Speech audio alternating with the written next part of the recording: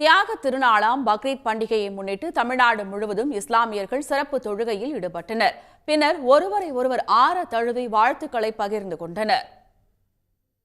தியாக திருநாளாம் பக்ரீத் பண்டிகை உலகம் முழுவதும் இன்று கொண்டாடப்படுகிறது. இதையொட்டி கோவையில் நடைபெற்ற சிறப்பு தொழுகையில் ஆயிரக்கணக்கான இஸ்லாமியர்கள் பங்கேற்று வழிபட்டார்கள்.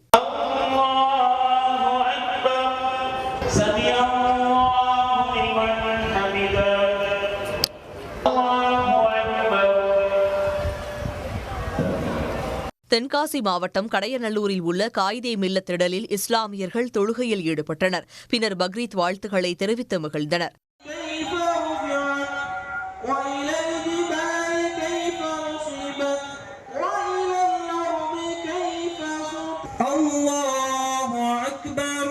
புதுக்கோட்டையில் புத்தாடை உடுத்தி தொழுகையில் ஈடுபட்ட இஸ்லாமியர்கள் ஒருவரை ஒருவர் ஆற தழுவி பக்ரீத் வாழ்த்துக்களை பகிர்ந்து கொண்டார்கள்.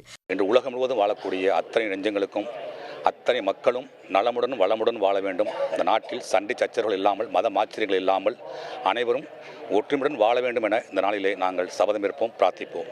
சென்னை பிராட்வேயில் நடைபெற்ற சிறப்பு தொழுகையில் மனிதநேய மக்கள் கட்சித் தலைவர் ஜவாஹிருல்லா உள்ளிட்ட 2000த்திற்கும் மேற்பட்டோர் கலந்து கொண்டனர். தொழுகைக்கு பின் செய்தியாளர்களிடம் பேசிய ஜவாஹிருல்லா, வக்ஃபு திருத்தச் சட்டத்தை திரும்பப் பெறக் கோரி அடுத்த மாதம் மதுரையில் மாநாடு நடைபெறும் என்றார்.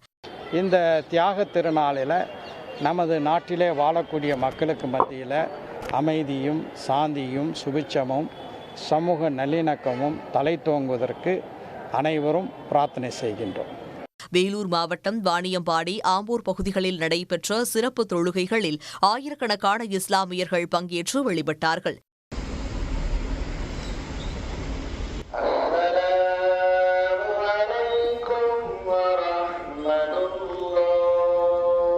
இதேபோல விராலிமலை, வந்தவாசி, ராமநாதபுரம் உள்ளிட்ட பகுதிகளிலும் இஸ்லாமியர்கள் பக்ரீத் திருநாளை உற்சாகமாக கொண்டாடி மகிழ்ந்தனர். உடனுக்குடன் செய்திகளை தெரிந்து கொள்ள சன் நியூஸ் பெல் ஐகானை கிளிக் பண்ணுங்க.